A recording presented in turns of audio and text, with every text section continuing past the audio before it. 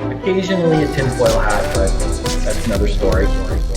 Ladies and gentlemen, welcome back to the True Life Podcast. I hope you guys are having a beautiful day. It's Monday. We're going to start this an incredible week off. We have an incredible guest for you today, Ryan Clark. He's coming to us from his own retreat center up here, but it's not just a retreat center. It's more of a dream. Let me give you a quick introduction. He's a man of many hats, a connoisseur of the colorful life, a loving father, a hospitality entrepreneur, psychedelic enthusiast, a producer, a content creator, currently the GM of Dreamers Creative Writing Farm with a background in advertising as well as a cannabis legacy player. Ryan, how are you today, my friend?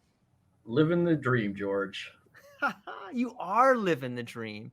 And I like this idea of the dream, the Dreamers Retreat. But before we get into what exactly you're doing, Ryan, I'd like to start off with origin stories. And I know you have a good one. So would you be so kind as to take us back into the world a few years past, to the world of Ryan Clark, how you got started, what you're doing, why you're a psychedelic enthusiast. And let's just start off with the origin story, my friend. Aloha, George. Thank you. First and foremost, I want to say that I consider myself a responsible person and a responsible parent and all the proper things that society expects. I've always been a little different, and over the course of my life, I've done many different jobs, many different hats, occasionally a tinfoil hat, but that's another story. Really, it started back in fourth grade at Pineview Public School. My first exposure to drug propaganda was something known as the Chicken Club, which was a Canadian type DARE program. Chicken was an acronym which stands for cool, honest, intelligent, clear-headed, keen, energetic, not interested in drugs. I got my last two high school credits at a head shop in Oakville, Ontario called the Hidden Jungle. It was a really interesting co-op to have back in the day. And my parents weren't thrilled about that, but I stuck with it and decided to pursue advertising and communications at Mohawk College. Many of my assignments did revolve around cannabis, and my professors would say things like broaden your horizons, and they were right, but cannabis and music have been my raison d'etre. When I was going to Mohawk College, I was a clerk at a cool little head shop in Hamilton called Spiritual Smoke. We were the recipient of 2 View Magazine Reader's Choice Awards during my employment there. And when I graduated, I was really at a crossroads. I love weed, I love the culture, and deep down in me, I knew that there was going to be a breakthrough. There was going to be change in the laws regarding cannabis. In 2003, I participated in the Summer of Legalization tour with lots of prominent activists like Chris Goodwin. And we would go to Ottawa for the Fill the Hill rally. Paul Martin was in office at the time, and there was a great deal of changes happening with the cannabis laws. Dispensaries and cafes were popping up in Vancouver. I just decided to go for it and open up a cannabis cafe / lounge / consumption space down the street at King William. It was incredibly nerve-wracking. All my friends and family thought I was crazy. Not all of them, but they were concerned, right? This is a big deal. I don't want to jeopardize my future, my livelihood with a criminal record, but I just had to take the risk. It really felt like my calling. It was a huge success. We ended up with thousands of members. It functioned as a private members only club. We had a very detailed liability waiver, and we made sure that the guests and the customers that came in knew that it was at their own risk and that this was more of an experiment, more of a social experiment. And we reached out to the police, Chris Goodwin and I, to make sure that we had a good rapport with them and they knew what we were doing. I've got great respect for any responsible adult that takes a risk in this industry and pushes the movement forward. After Up in Smoke, I went back to my hometown in Milton, which is about 45 minutes outside of Hamilton, Ontario. Got a more career-oriented job at a lighting wholesaler, designing catalogs and stuff. I worked for a newspaper called the Business and Construction Times, going out to job sites to interview contractors, project managers in the residential, industrial, and commercial construction trades. I really got to flex my creativity and function as a freelancer. Flash forward a few years, I was a primary caregiver. I always resented the term stay-at-home dad. We hustled hard to bring up our lovely twins, Charlie and Lucy. At the time, Trudeau was elected, and let's be honest, in my humble opinion, cannabis legalization was the swing vote that got him elected here as federal prime minister. I got back into the cannabis industry working for a couple of vape wholesalers, and then a cannabis supply company, a chain of medical cannabis clinics in Southern Ontario. We had 9 locations, and they have since transitioned into an AGCO licensed cannabis store. So they no longer provide medical cannabis prescriptions. But that was the foundation. And it was great to grow out of just being a bong store clerk or a water pipe technician, as I used to affectionately refer to myself to my more conservative family members. We would help people get an affordable prescription for cannabis, and they would come in for consultation. We use telemedicine, which is an online doctor's appointment that they would speak to our nurse practitioners, and they would get advice about what strains are ideal for them, different methods of consumption. I went on to manage 3 locations, Guelph, Hamilton, and Burlington. And COVID happened. Just as we were on the verge of getting our coveted AGCO license to sell recreational cannabis, I was laid off. I really loved that job. And at the time, I was dating my new bae, Kathleen McNichol.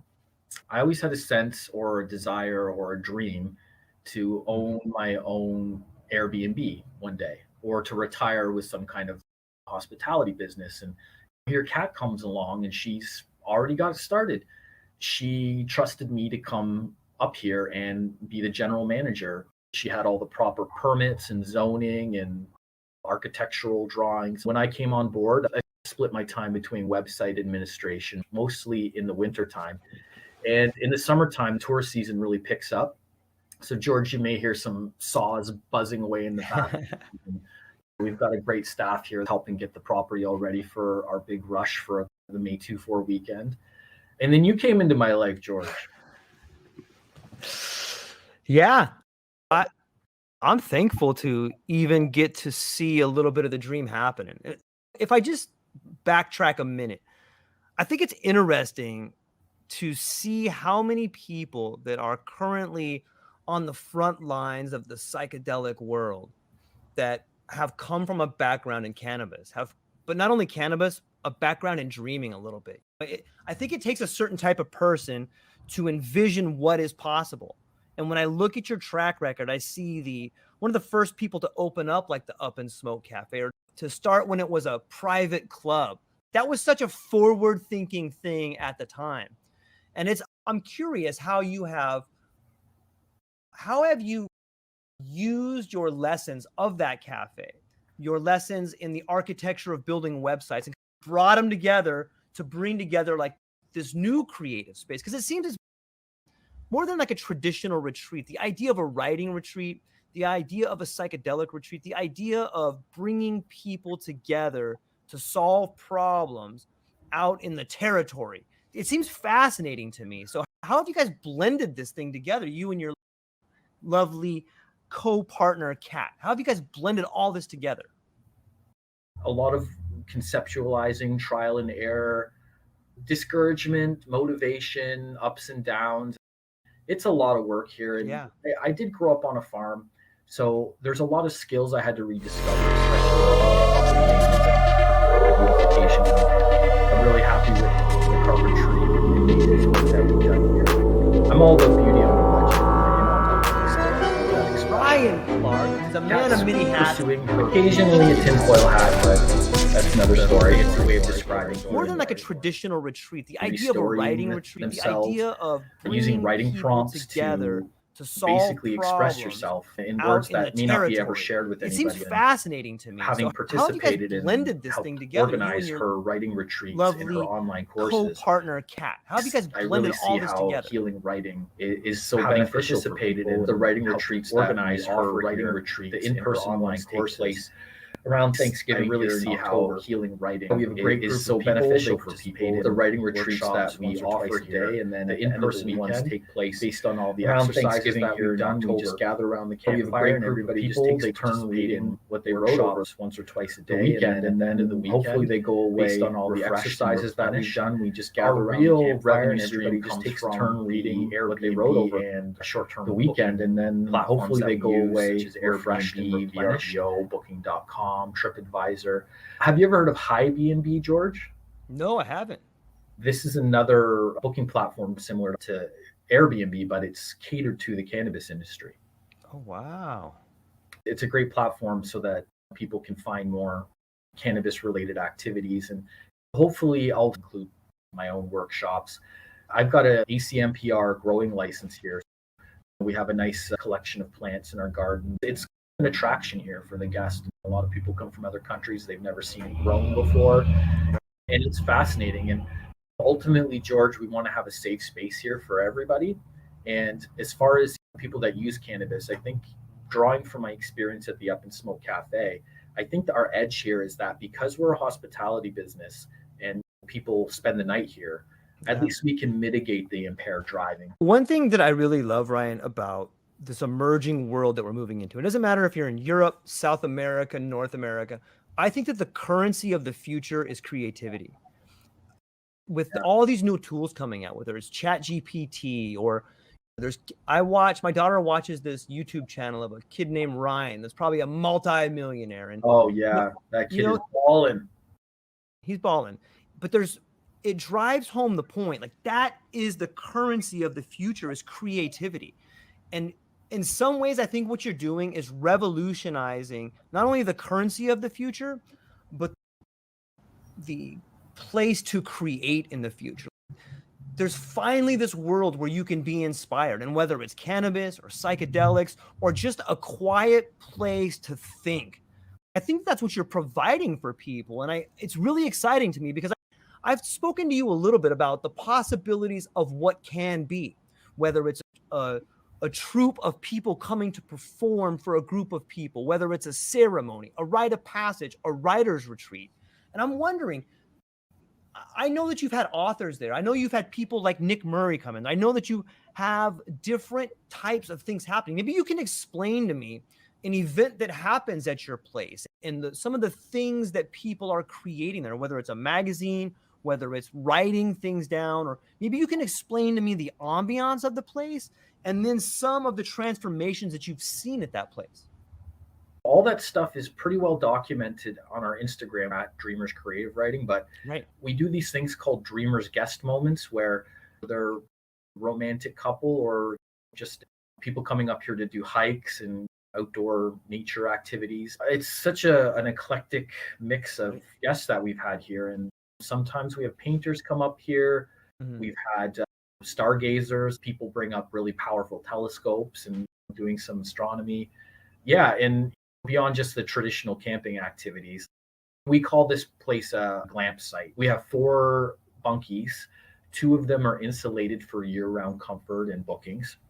We have 2 prospector tents, which are really durable and comfortable.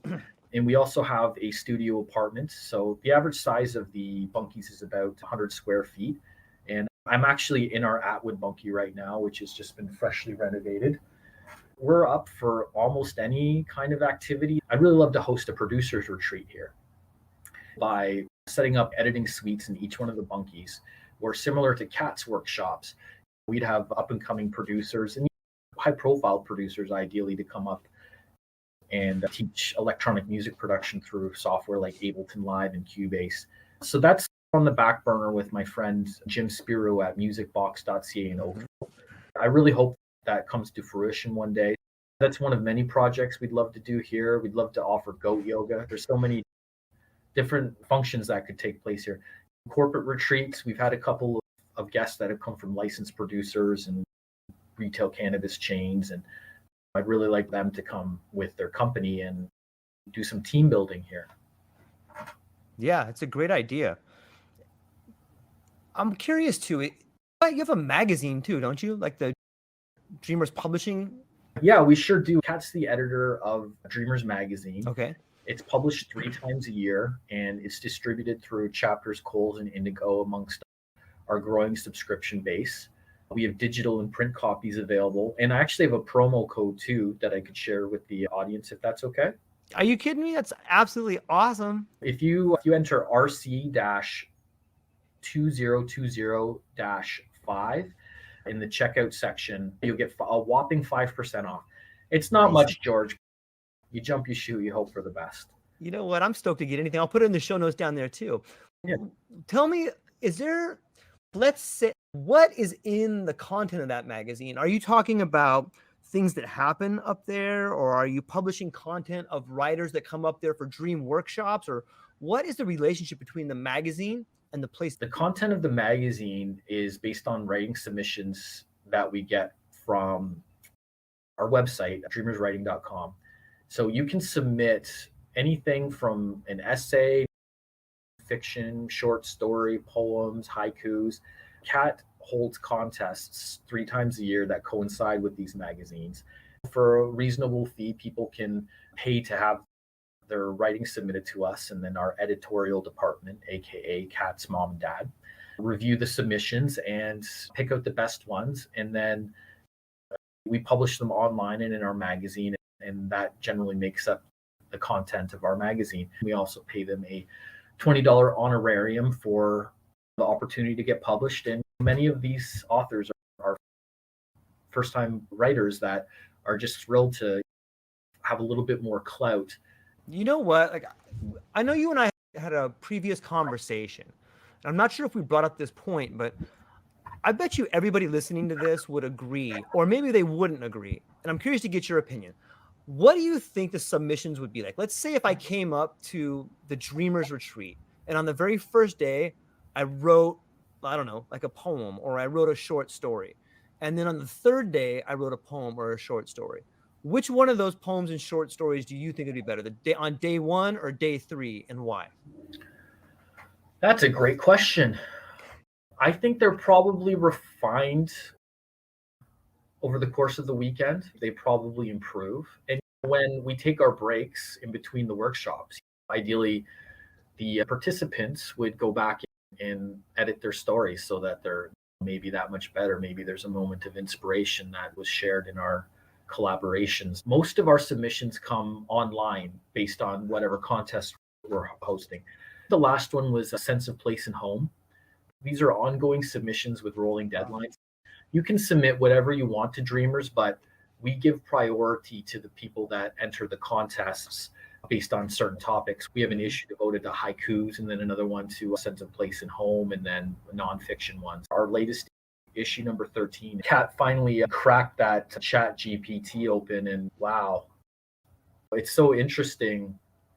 Plagiarism and academic honesty is another thing that she talks about in her letter from the editor about what is the future of content and information. Heck, there's a writer's strike going on in the States right now that is going to affect a lot of people's livelihood. And I'm so indifferent about even the supplemental artwork that we use to complement the writing that we publish is AI generated. We use something called Canva. It's just so amazing how far it's come. Where is the line between what is authentic and what is just computer generated fluff? And hopefully we find a nice balance so that we're at least transparent about what our authors want and what our audience expects.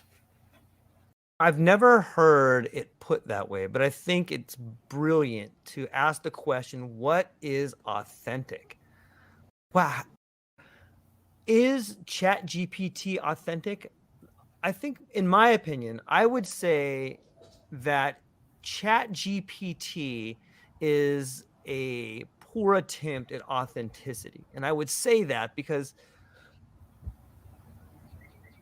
in my mind, it's just scraping together language or scraping stuff together. I know people are going to be like, George, that's all people do in their brain. They just scrape stuff together. It's nuanced. It's nuanced. It is. And I think in the future, and this may be something that may go hand in hand with retreats or go hand in hand with any sort of writing workshop, is this idea of being able to be a storyteller. Because all the books that I'm looking at, I have a lot of cool stories in here, but there's a difference between someone standing up and telling a story and someone reading a story.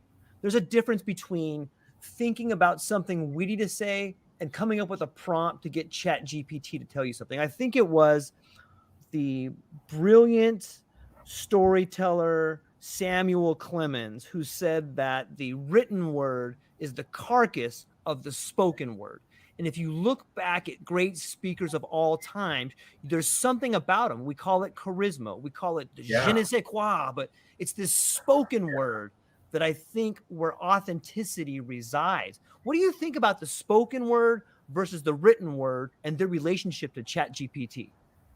Now, I don't want to get too hippy dippy on you here, George. Yeah, please do. I love it. Do you know where charisma comes from? I have the heart and soul of the human being. And I might be wrong. I should ask ChatGPT maybe. You should. Because I certainly don't want to put my foot in my mouth on this particular topic. I think this will make my dad happy, but I think charisma comes from in Christ. I'll go with that. That sounds like I wish I had a producer that could look it all up, but yeah. And why do you think that? Is that something your dad told you, or is that something you feel, or what? I think that great communicators do have charisma. And I think that, and to give a little shout out to Joe Rogan, if he's listening. Of course. And I know he must be listening. He must. Are you kidding? You must be on his radar, George. Yeah, I love Joe. I know that he's controversial, but to me, he's like the perfect blend of a jock bro with a sensitive side. He's intelligent and he's like a moderate centrist. Speaking of great prophetic speakers, Joe's right up there. We had Gabor Mate on recently. Sure. That was a great interview. Like, he can talk to anybody. But I think that when he talks about stand-up, the people that have the shittiest background or the most trauma end up making the best comics, or maybe end up being more successful because they've had disappointment and tragedy and who knows what crazy upbringing that propelled them into a certain direction that hopefully they're able to overcome it, find their calling, and make a difference, whatever that really means. At least to have a successful career doing what they love. It should be the goal for everybody. It's so hard to not just be complacent and feel like, what do we have to prioritize as parents? What is considered a reasonable income? What is a good standard of living to achieve? How do you find that balance while still being true to thyself? What do you think? I think that right now, a lot of people are talking about trauma. You could equate the world in which we live as the birth pangs of a new sort of consciousness being born. Yeah. And what I mean, like I see it everywhere. And there is this idea, when we throw around words like success all the time, but you know what we don't do? We don't ever go back and define that. My kid's in 3rd grade and they don't ever talk about success. They don't ever have a course in semantics. They don't ever have a course in, feelings. And I know to some people like, oh, we don't care about your feelings, George. I care. I care about the feeling of success. I care about the feeling of integrity. And I think that these things should be woven through the structure of education.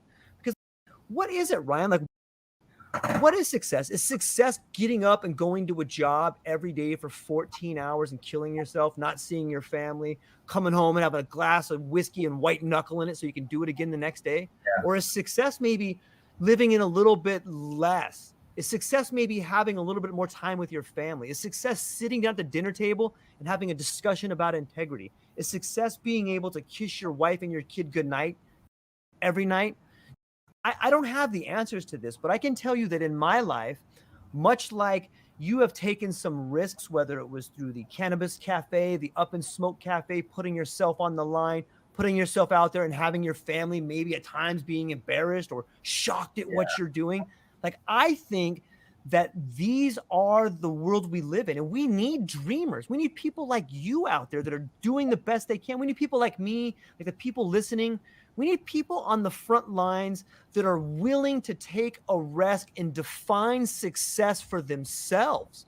Like, we shouldn't let the world define success. That should be something that we talk about in our families. It should be something that we sit down and be like, what is it that you want? Because even though if we have less trauma, we may have less comedians, I think that we need to understand what we are doing. We need to have some shared goals and some shared sacrifice, and that may cut down on the trauma a little bit. So when you talk to me about trauma and the world and education and speaking, these are the things that I think of. This is the foundation I think of. And I think that what you're doing by having people come to a dreamer's retreat, I think that those are all conversations that can be had there, man. And I really think that if you publicized some of the conversations around the campfire at the Dreamers campfire on day 3, or if you even had if some people wanted to go on and do a testimonial, you could do an internet series where, hey, I'd love to hear you guys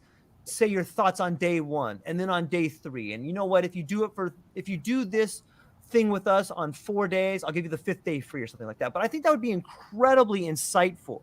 And you could have a series of like success talks. Hey, what is success? We do this on the 1st and 3rd day of every retreat. If you guys want to participate, I'll kick 10% off. But I think that you could compile some data that would be very compelling television, very compelling writing. And it's something no one's doing, man. I think it would be beautiful. Yeah. Yeah. We got to hire you as a producer, man. I'm in, man. I'll do it for free. I would love to. I think that would be something that everybody would tune in for. And you know what the truth is, Ryan? I think that you would get to see real-time, mind-changing, profound ideas being built. Because, look, I've been in nature. I've gone up and had a psychedelic experience and come out of the forest, like, both physically and metaphorically. I've come from the fringes and been like, holy cow, I figured it out, man. Yeah. Maybe if it was just for a moment or two, but I got that moment of clarity. The same moment of clarity an alcoholic gets when they know they need to stop. That's the same clarity a psychonaut can get coming through a journey. And I think that's what people like you are providing. They're providing a space where people can go and reconnect with nature, reconnect with themselves, man. I think the spoken word is something that everybody should begin to embellish. This stream of consciousness is almost like an altered state of consciousness, man. So if you wanted a rant, there you go. What do you think? So profound, George. Speaking of spoken words, I'd just like to give a shout out to Tommy Buick, who is the founder of the Burlington Slam Project and Open Minds Respects event, which was a slam poetry collective that we organized. Tommy's got more roots in that department. I took care of more of the music programming. He would do spoken word events at the Black Bull in the same kind of, it's a competitive atmosphere. And we do have prizes based on audience reaction and appreciation. Are you PC or Mac, George? I'm working on a PC right now. I have an iPhone, but I have an HP computer. What I really liked about Mac was the way they came out in the beginning when they had, I don't know if people remember like that first commercial they had during the Super Bowl where like all these people in suits were just marching off a cliff. Yeah. But I'm torn. When I think of Steve Jobs, I think of someone who's never wrote a line of code. And I also see someone who was inspired by psychedelics. So I love his biography by William Isaacson. I think that the opening line is something along the lines of those who are crazy enough to think that they can change the world actually can. And I love that about him. I love his insights on there. I love that he was adopted. But he did seem like a giant asshole. He seemed like he was like, put all this stuff in this box, do it now. He seemed like a total asshole. He was he was a horrible dad from what I read. Yeah. He was a horrible lover. And you know what? That's what we have in society. That guy's held on a pedestal. And if you look at a lot of CEOs from the boomer generation, they came from this idea of scare your employees, force them to work longer hours. You're a visionary. It's a love hate. Look, I love the guy. I love his vision, but he seemed like a giant asshole. So I guess that's why I have an iPhone and a HP computer. The cell phone, I love to hate. Yeah. And it in a lot of ways, it is Pandora's box. I think that it is draining society of its morality and its culture. Why do you think that? Like, why do you think it's draining society of morality? It's addictive. It's addictive. Like consumerism, materialism, hoarding. Like It's all just trying to fill a hole in people's hearts. Steve Jobs did conceive Apple through, at least in part, through some acid trips. If you look at a lot of the prominent figures in Silicon Valley, heck, how many companies now are recommending microdosing to their employees, and what is germinating as a result of this amazing fungus that is expanding people's consciousness? I think that the psychedelic industry is the new tech industry. Yeah. There's so many people that are making that change. There's a corporate burnout. There's all these, I talked to so many amazing people, a lot of people from Microsoft actually, that are making the leap into this idea of the psychedelic world, and they're bringing their creative talent. They're bringing their ideas of what is possible. And I see that same spark of imagination, that bite out of the apple, whether it's the tree of knowledge, or we could talk about what that logo really is. But I see that bite, that creativity, that spark, and it's making its way from Silicon Valley to the world of psychedelics. And I welcome that. I think that is what's needed. I think that the tech industry has gotten away from the visionary ideals of Steve Jobs. It's gotten away from the what can be. The world of Silicon Valley has departed from the world of imagination.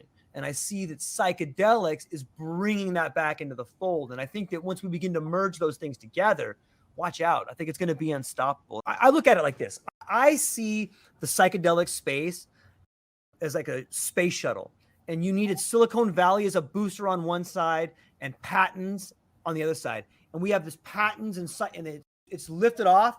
And now these things all these isms are falling away like the boosters on a space shuttle. And we're moving into orbit now. And now we finally, and that's why you see so much chaos. Oh, boomers' ideas dying. Oh, currency's dying. Those are the boosters we needed to get into orbit. And now we're here, and it's son of a gun. Now what do we do? Now we're in orbit. If you just think about the language we use, like getting high or being on a trip, like I think that they add together in a way like that. Is that too out there? That's a perfect analogy. Exploring outer space, also exploring inner space, and using these tools as materials for introspection and conceptualizing different possibilities. And with AI too, we talked a little bit about transhumanism before, and the great convergence that was really fringe not long ago. I really foresee a time that there's going to be, I don't want to say robot uprising. AI is a real existential threat. And how do you think we could dose AI so that it doesn't destroy us? Wow. Okay. So I think that there's two camps here. I think on one camp, you have people that are worried about AI like taking over everything. And then you have another camp that's like, it's not even sentient. Like it'll never be sentient.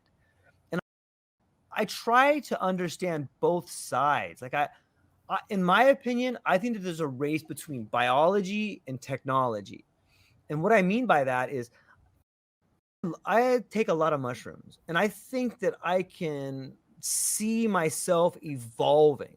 If you take mushrooms on a regimented dose for 3 years, you will become a different person. I think that it's happening in real time. Like I think that the neuroplasticity that happens in high doses of psychedelic trips is rewiring the brain, and it's doing it quickly. And all you need to do is look at the way in which it helps trauma survivors, whether it's PTSD, traumatic brain injury. There's a recent article in Spanner magazine that talks, I think Adam Tapp was talking about this, where an individual in his 60s was having dementia, and they used a 5-MeO-DMT spray that fundamentally changed that dementia from being terminal to having that person get their license back, playing guitar again. Wow. And look, I don't have the evidence in front of me, but it's documented. And I think you're going to continue to see that. And if that's happening for people that have dementia, what does it mean for optimization? And so I think that like when you look at Elon Musk and you like this brain chip interface, I think that's old hat. I do not think that's where it's going. I know you got Ray Kurzweil. I know you have Silicon Valley that have bet the farm on this, but I think that they are it's like water in the mirage. Like that's what they're seeing. You're seeing water in the mirage. Like it's not there. It's not going to be there. You can drill holes in people's heads and put computers in there, but you're just a new version of Dr. Mangala. Take some mushrooms. It does a way better job at it.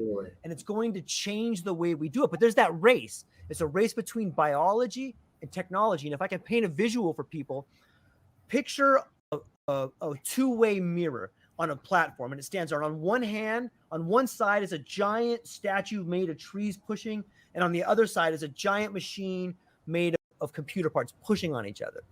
And so I think that is what, when I think about AI, I don't think it's a threat. I think the only threat the AI is trying to get into us. The only AI threat is a made-up threat from tech companies trying to jam it down our throat because they need it to work.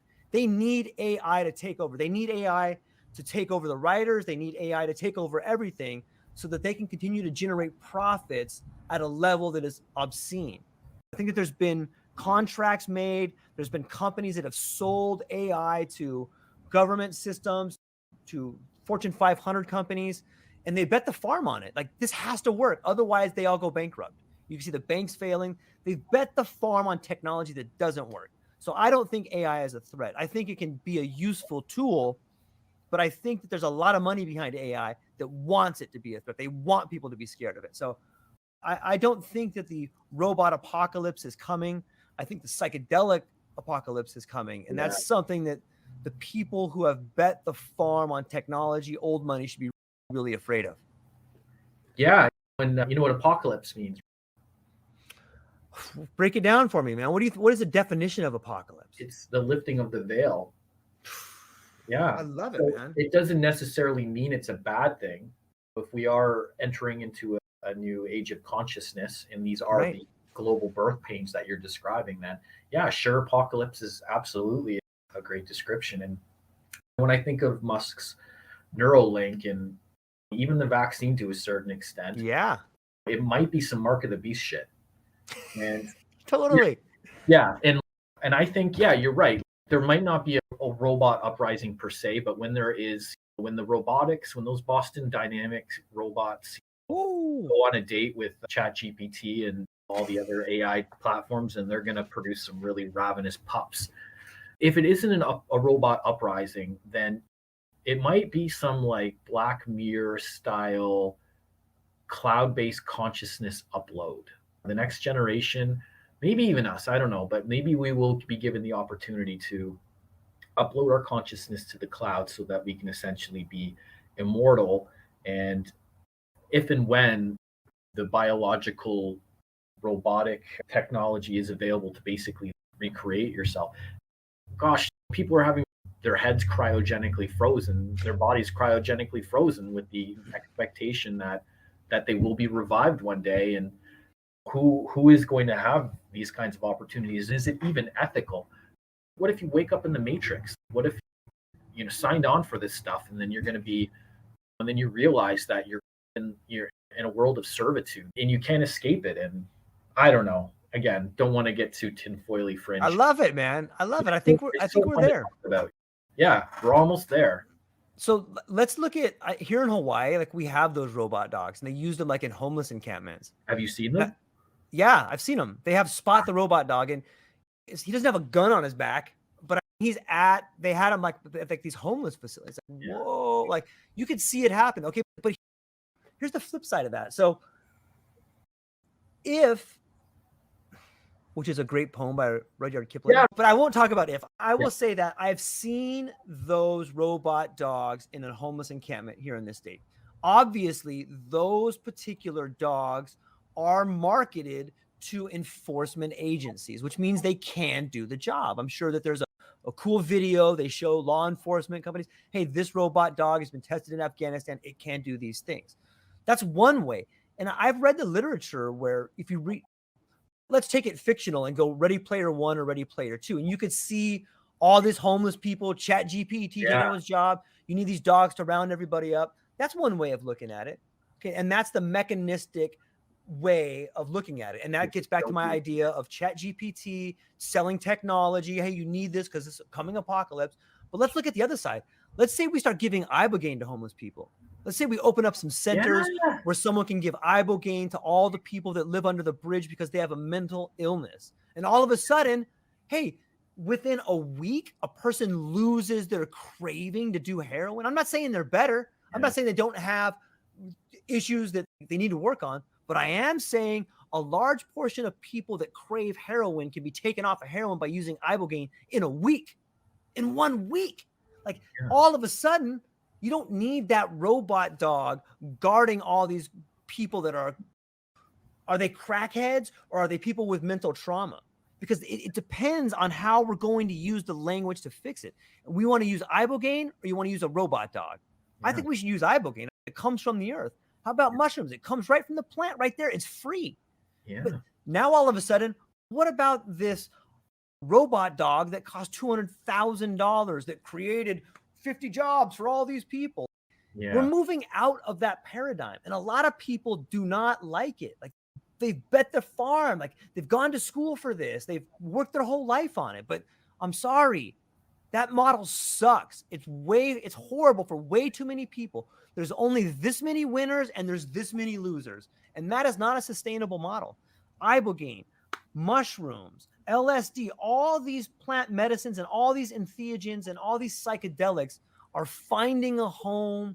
And that home is called solving mental problems. And I think that is the path forward. Yeah, you're right. It is such an antiquated model. This idea of enforcement and incarceration and controlling, whether it's through legislation, confinements, intern camps. Like there's no, like in the population explosion that's happening right now, it's so startling how competitive things are. Those robotic dogs, like why can't we have a robo counselor dog to go out to the unsafe areas where homeless people and just have like a counselor on the other end and just talk to them? Why can't they deliver food or water or do something that's like more wholesome, beneficial, and not just about increasing police budgets and the prison industrial complex? Ibogaine, so if I'm not mistaken, ibogaine is indigenous to Africa, whereas ayahuasca is South America. I believe that's accurate, yeah. Yeah, and so ibogaine has been more of the go-to for addiction treatment, right? I don't know the numbers on that. I've talked to a lot of people who have done ayahuasca, and I've talked to a handful of people who have done ibogaine, and it seems to me that I hear more about ibogaine being a treatment for opiates than I do ayahuasca. I'm sure that there's people who have done ayahuasca and got off of opiates or drug use. I'm sure that transformation has happened, but it does seem that if I was to underscore one, that I would underscore ibogaine for cessation of addiction.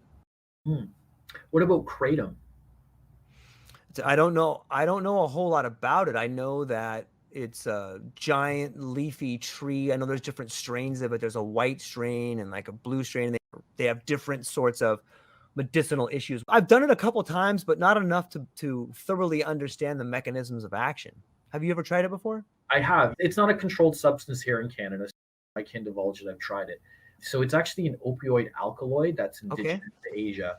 And it comes in 3 different sort of strains based on the leaf coloration or the vein coloration. There's a red vein and like a white one. And the red vein, I think, has more opioid related effects. And then the white vein is a little bit more of an upper. It sounds like it's a little bit closer to coffee than anything else. So it sounds like you have these opioid alkaloid. It doesn't like plunge right into that receptor like an opioid would, but I guess you might say it tickles it so that you might get a little buzz or at least a little bit of withdrawal relief so that you don't have to go like full methadone or full heroin. I know that there's some kratom cafes in North America. I haven't really seen any here in Ontario, but another really exciting thing too is we're having a whole bunch of like mushroom dispensaries pop up. Oh, nice. I think that's going to be the next big phase in psychedelic accessibility, and whether they should be operated on a franchise model or a clinical model is up for debate. Psychedelics like the psilocybins, the LSD, the ketamines, the MDMA, that's some next level powerful stuff that I personally think should be reserved for clinical medicinal use.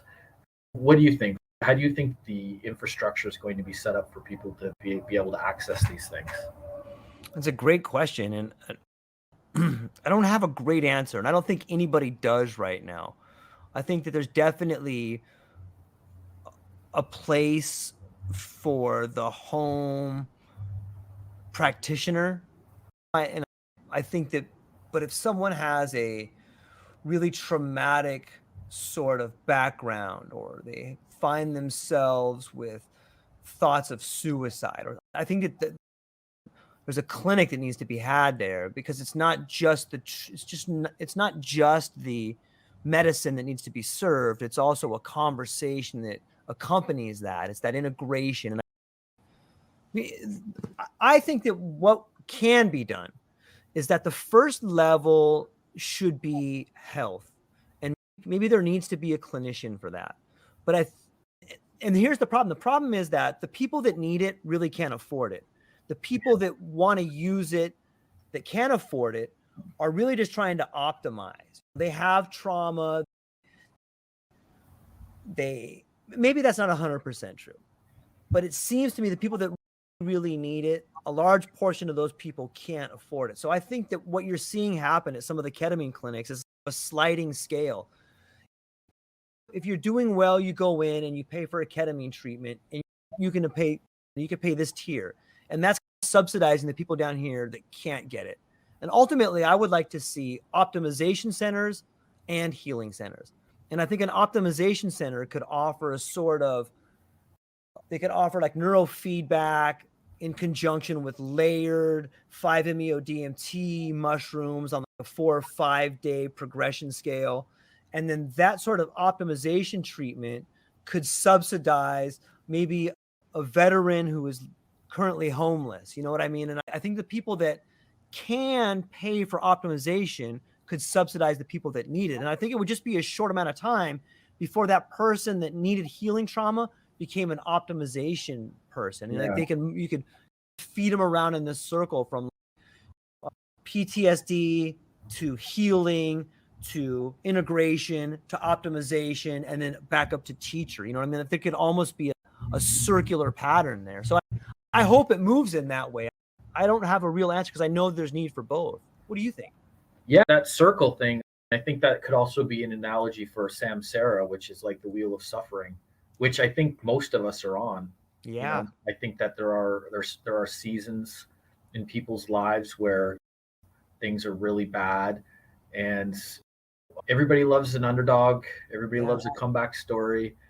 The hero's journey is that cliche in so much of our literature that there must be a way for people to have breakthroughs or recovery that sticks and that can avoid people from relapsing.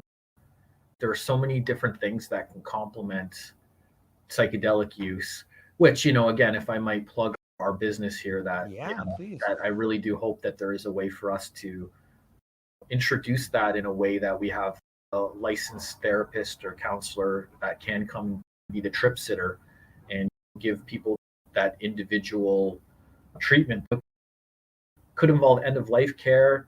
It could involve like a virtual reality slideshow of their precious memories and photos of their families and life events. I do love the idea of an optimization center. I think that not everybody needs that deep recovery addiction resource. Just to be able to optimize it, just to be able to, alcohol's so tired, whereas the more wholesome, less addictive things are class A schedule ones and suppressed. And it just seems very obvious that the lobbying bodies and all the corporations, the alcohol, big tobacco, they work so hard to suppress it. Now that they're adapting too, and they're changing their product lines and their business models to include psychedelics and cannabis. And heck, I even saw that there was like a ketamine nasal spray now. Yeah. There's all kinds of different ways to administer these things. And hopefully there will be a reliable solution that isn't going to mess people up. Schizophrenics are obviously at higher risks for using these substances. As you and Nick Murray pointed out in one of your podcasts, that you made an analogy that we all grew up with bush parties and passing out and alcohol poisoning and oh, good times. Not really though.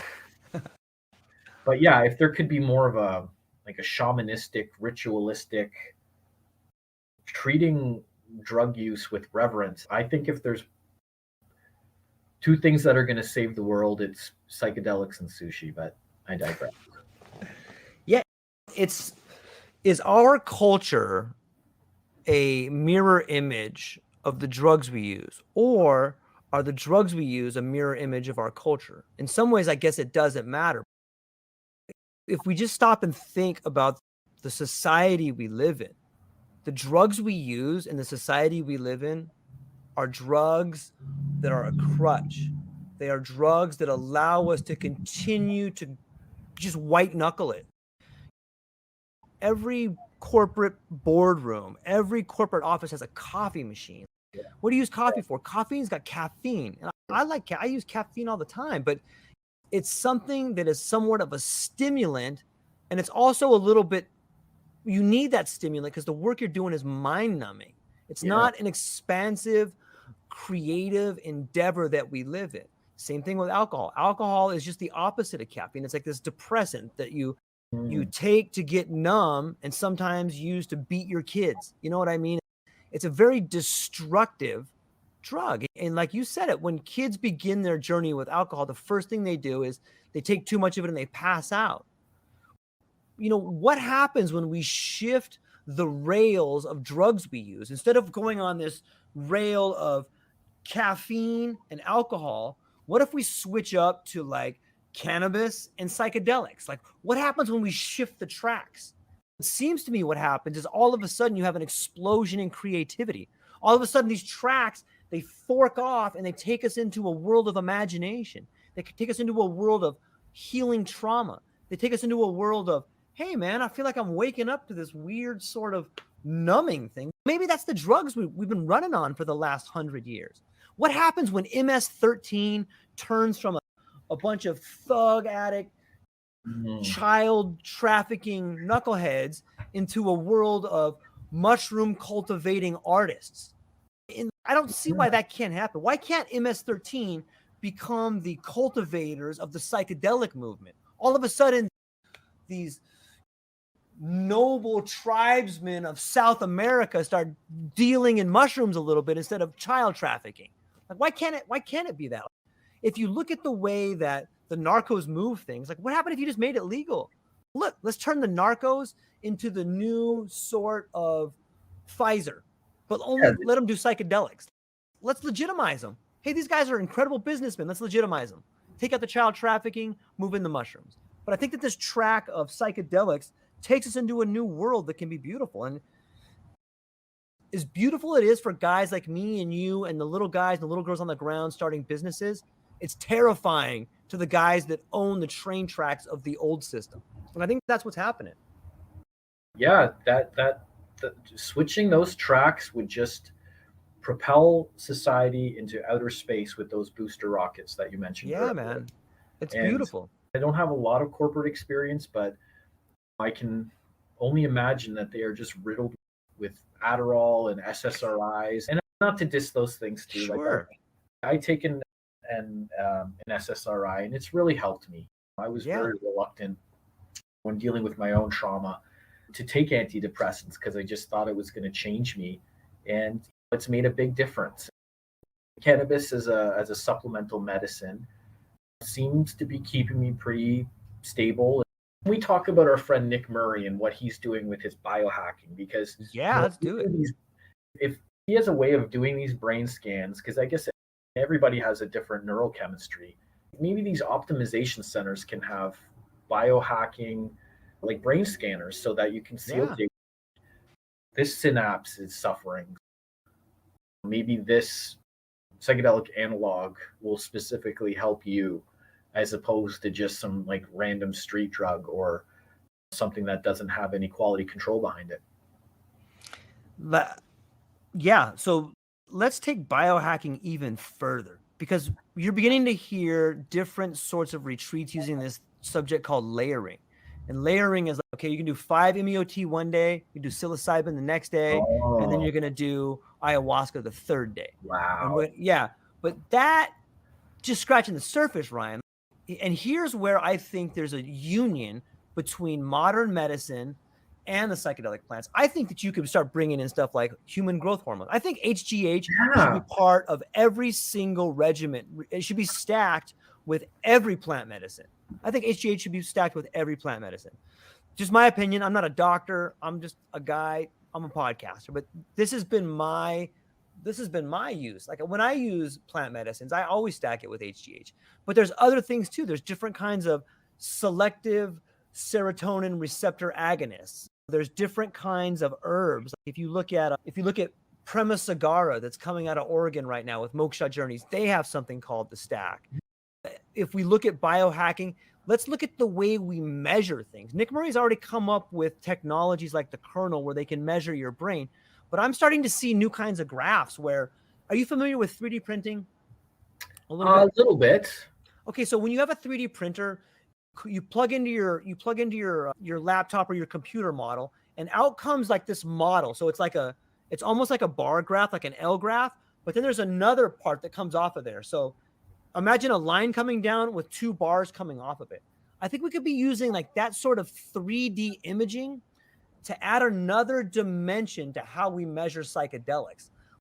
You have the X axis, the Y axis, and then like a Z axis that could tell you the depth of the trip. Because one thing we're really unable to do when it comes to measuring a psychedelic trip is to tell the strength of the trip. We rely on the ideas of subjectivity. But I think we're beginning to find ways to do that. And I think that's where Nick comes in. I think that's where these ideas of brain imaging come in. Can we use another axis on a graph to measure another dimension of what's happening in there?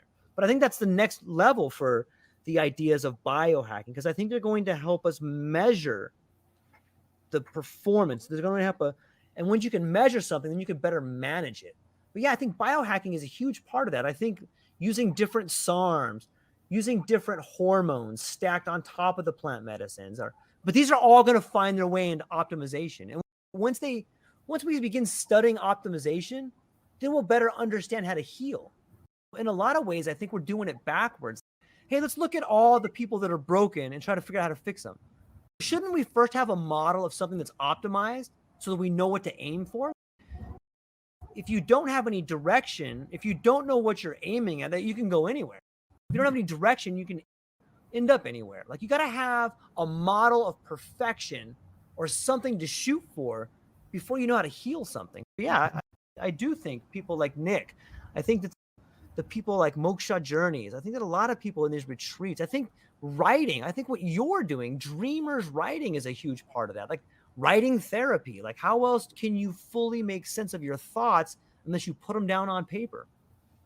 Yeah, you got to do the work. You really have to, yeah. It's one thing to just go on a trip and have fun for a few hours, have some shits and giggles. What do you think of 5-HTP? I love it. I think people should take it. I think you should, if you're going to do MDMA, you should probably load it before and load it afterwards. That's what I've read. I don't know that. But yeah, I think it's good. What's your take on 5-HTP? Yeah, 5-hydroxytryptophan back in my raver days. That would be the first course. It would hopefully mitigate the Blue Monday after a weekend of partying. That you would take this gradually, again, layering. That's what we were doing. We were trying to use what basic emerging compounds were available to get the most out of our psychedelic experience without that huge, painful, depressing downfall the next week. Yeah, I think that could probably be integrated in at least an MDMA therapy. Again, not a doctor, but my 2 cents. And of course, diet and exercise. I was listening to Joe Rogan yesterday, and I think he's talking to Stephen Wright about bottling runner's high. It's not a drug per se, but the effects from it are real. When you get into a good state of physical exercise, you feel great. And it takes work. Not everybody likes to exercise, but It's something else that people can do without drugs. And oxytocin, which is the pairing hormone. When you listen to Dr. Gabor-Mate, I listened to his audiobook called The Hungry Ghosts, and so many people that heroin experience is like a warm hug. It's tragic that people are so disconnected and isolated and lonely. If that's the comparison that they get out of this really awful, horrible drug, then what can we do to recreate that without all of the addictive side effects? This book, it's such a downer, but it was such a good listen. Even the title Hungry Ghosts, and he's talking about his experience in counseling severe drug addicts in the Main and Hastings area of downtown Vancouver. Hungry Ghosts just sounds like zombies. That title will always stick with me as a great description for these lost souls that are wandering around cities all over the world and just in such a pitiful state. Yeah, it's a great point. I want to go back to this idea of Blue Mondays and MDMA real fast. As a guy in my almost 50, I spent a lot of time going to raves, doing MDMA, and I always experienced like this downfall afterwards. And it wasn't until early this year or late last year that I read this paper and I talked to a doctor from Berkeley, and I was telling him, and he goes, "That's all bullshit, George." And I'm like, "Dude, he goes, Blue Mondays is bullshit." And I'm like, "Listen, man, I've experienced them. I'm telling you, it's real." And here's what he told me. And I was totally against it. But after his conversation, I was like, he might be right. And here's what he told me. He goes, "So explain to me what happened when you took MDMA and why you had a Blue Monday." And I go, "I would go to a rave on Saturday and I would take some MDMA. And then like on Monday or Tuesday, I just feel horrible." And he's like, "No, I think you left out quite a bit, George. Did you drink a lot of water on that day?" And I'm like, "I drank some water." He's like, "How much?" I'm like, "I don't know." He's like, "Did you drink any alcohol?" I'm like, "Oh yeah, I totally drink a lot." And he goes, "Okay. And what about the next day? Did you like smoke some weed the next day, have some drinks?" And I'm like, "Oh yeah, I would have like a couple drinks on Sunday to like ease everything." He goes, Yeah. "So you think that it was the MDMA that gave you the Blue Monday? You don't think it was the alcohol, the dehydration, the dancing, the weed? You don't think those things had any effect?" Yeah. And he's like, "What if I told you that in clinical settings, people that take MDMA don't have any Blue Monday?" Yeah. And I was like, "Then I would believe you because Yeah. I'm not a doctor." So I started thinking about the way that I used it and the setting that I used it in. And I was like, wow, maybe this idea of a Blue Monday with MDMA is something that people that used it recreational always got because they were using it in conjunction with all these other things. So what do you think about when I tell you that? Yeah, that again is very profound. It's got me reevaluating so many of my life decisions. It didn't make sense. I never believed it until I sat down with that doctor and he's like, "No, you don't get it." And I was like, "Oh man, he's probably right. Like I used it in the wrong settings," but it's interesting to think about. But also, it's also compelling to think about all the work that was done on MDMA at those raves, even though you may have been using it recreational. I had some of the longest, deepest conversations with incredible friends about who I am, about how much I loved them, about how much I loved different things. And like in a weird sort of way, it was a therapy, right? Or Yeah, therapeutic. absolutely. Absolutely. When my mom died, it was so hard. I was 19 years old and I adopted this rave family. And to quote Vanilla Ice, I had a weekend that lasted 5 years. Great quote. Yeah, it's a great quote. I don't stay in touch with most of these people, but I pushed my luck and I overindulged far too much. But I still look back at those times as healing. But now that you've explained it, that Blue Monday theory, like you're right, it's not the MDMA, it's the routine and and all the other substances that are usually associated with like a weekend bender. Yeah, totally.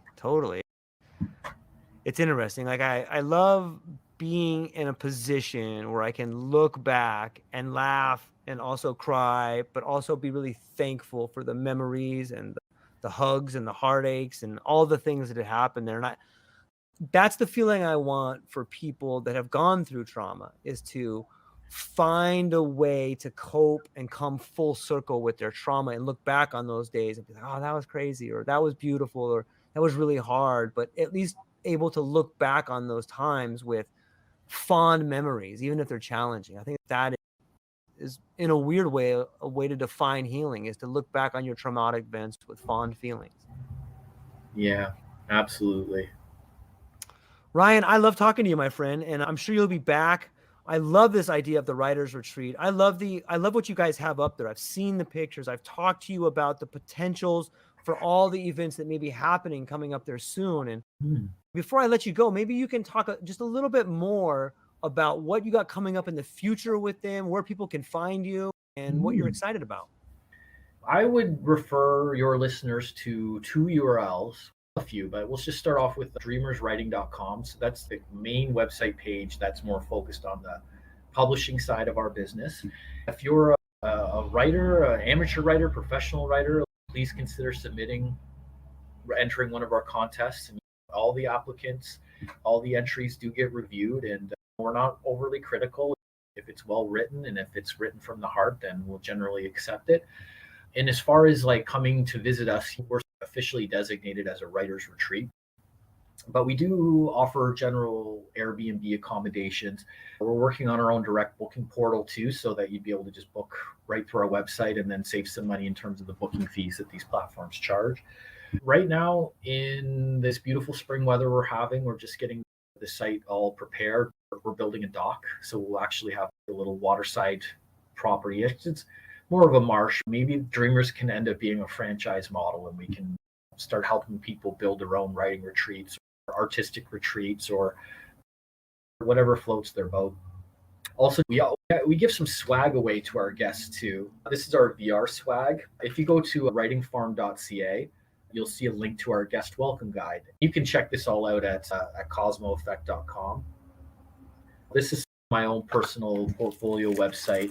I love going to trade shows and festivals and retail stores and just talking to people, interviewing them, taking some pictures. The idea with this VR cardboard, and actually Google Cardboard was the first to market with this. It's not mind-blowing Oculus Rift HTC Vive level VR. The production value isn't there quite yet for me because I still have to upgrade my equipment. Yeah, the idea is that you pull up the videos available at cosmoeffect.com, hit the VR icon, and that will enable stereoscopic mode. And you can drop your phone. Oh, by the way, here's my lovely wife. She's on the phone on my phone, so how meta. So you put this into a box here like this, and then you just look around, man, and wow, you're in the Matrix. If any of your listeners would like a complimentary copy of our VR cardboard, just have them reach out to me, send me a message. A subscription to our YouTube channel, DJRC420, Cosmo Effect, or Writing Farm will go a long way. Another cool thing too is we're working on augmented reality. Okay. We're hoping that we can have really cool interactive features here on the farm. Kat and I went to a VR workshop where we learned a little bit of Unity, which is a VR software. And we made a Cheshire cat in a forest. What we'd like to do with augmented reality, and specifically a similar product to this, it's called Magic Leap, but it's not VR, it's AR. So you just have glasses, but there's like a film, almost like Google Glass. You'd walk into a store or you'd walk down the path to our secret garden, and you'd be able to see all these different annotations pop up, similar to a YouTube video. Then you'd be able to see details. I like Red Bull. I used to drink it all the time, but I haven't had one for a little while, but I love it. I love Red Bull's awesome. Everything in moderation. My kids had their first drug education class. Ooh. They're asking me about weed and cannabis. And what's marijuana? And I said, well, marijuana is actually cannabis, but it's the culturally insensitive description for it. But that's kind of semantics. How do I shelter my children from my colorful upbringing? There's a time and a place for everything, children, and it's called college. Man, I love talking to you, Ryan. You have to come back. I'm really excited to see some of the work you're doing. I think some of the things that you guys have planned up there are first in use, like this idea of bringing in a troupe of theater performers, or this idea of rites of passage, or I just love the idea of writing. I'm a big writer myself, and I think that there's something magical that happens where once you get into this certain heightened state of awareness, it's almost like something writes through you. And I wish everybody could experience that. And I think that with a name like Dreamers, I think you guys are providing dreams for people. And it makes me thankful that I get to participate a little bit in your dream. And you and Kat are definitely participating in my dream. And it's a beautiful, man. I love it. I'm stoked you guys are here, and thank you for that. Yeah, my pleasure. This is such a big opportunity for me. You've got a great audience. You're growing. I hope next time we can talk about tattoos too. Yeah, we barely got into them. I'm all sleeved up, man. I got Socrates. I've got tons of tattoos that I think help remind me of what I'm doing and why I'm doing it. And I definitely get the stink eye sometimes, depending on where I go. But I think there's something to be said about a tattoo that is meaningful and the way you get them and the relationship between you and the person giving you the tattoo. And I think it's beautiful, man. I really enjoy them and I love them. What's your take on them? Meaning is important, but I will say that most of my tattoos scream, I make responsible decisions. I love it, man. I love it. Yeah. We'll see. Some people say the new tattoo is not getting a tattoo. Yeah, oh, for sure. I'm just amazed at how mainstream they are now. A professional podcaster like you who is in sync with me, I think, and has the same kind of values and ideals, and makes me feel like not quite as much of an outcast or a dirty hippie. Look, that's the people on the forefront. I think that this idea of feeling down about your accomplishments is not something that is special to you. I think that is a sickness that permeates society. Yeah. And the fact that you can get up every day, there's tons of people that can't. And these are the people that you and I are trying to reach. Is look, I know what it feels like, man. I know what it feels like to lay up and not sleep. I know what it feels like to cry yourself to sleep. I know what it feels like to lose people in your life and to have a repetitive voice in your head that just won't shut up about how wrong things are. Like, I get all of it, man. Like, I know it. Yeah. I'm intimate with that. And like that, it can be a superpower if you just learn how to use it the right way. It's like you were given this incredible tool and you're like, oh, this thing sucks. No, you're just not using it. It's awesome. And it can work for you, but you have to train it. You have to understand what it's doing. And I think psychedelics can play a huge role in that. It's all of us relearning who we are. It's all of us relearning what a relationship is and our relationship to each other and our relationship to life. And when I think writing and speaking and having the courage to embrace those things about yourself that you think are weird, that you may feel ashamed of in some ways, this stigma against mental illness, understanding that you can embrace those and use them in a way that is advantageous to your life and people around you, man, is really powerful. Even thinking over this past Mother's Day weekend, too often these Mother's Days come and go, and I have a little pity party for myself. You're not my therapist, George. Just having a compassionate ear to talk to about really anything. I'm so grateful for that, and this has just really reinvigorated me. Thank you so much, George. Yeah, you're crushing it, man. I can't wait to tell Kat I said hello, tell the kids I said hello. Yeah. And I'm looking forward to continuing to work together to make the retreat more of a dream for more people, man. So I'll reach out to you, man. I will. Everyone should check out Ryan's links in the show notes. Check out Dreamers. Check out what they're doing with writing. Go to his site, because then you'll be able to see the vision that we're talking about, and you'll be able to see some of the things they have coming up that nobody else is doing. This is like first in show, first in class, and you can be one of the first people to go up there and experience it. So I'm so happy to get to shine a spotlight on it, because I think you guys are crushing it, man. Oh, thank you, True Lifers. Yeah. Ladies and gentlemen, thank you for everything today. Reach out to Ryan, reach out to me. I hope you had a good time. I know that we both did. So aloha, everybody.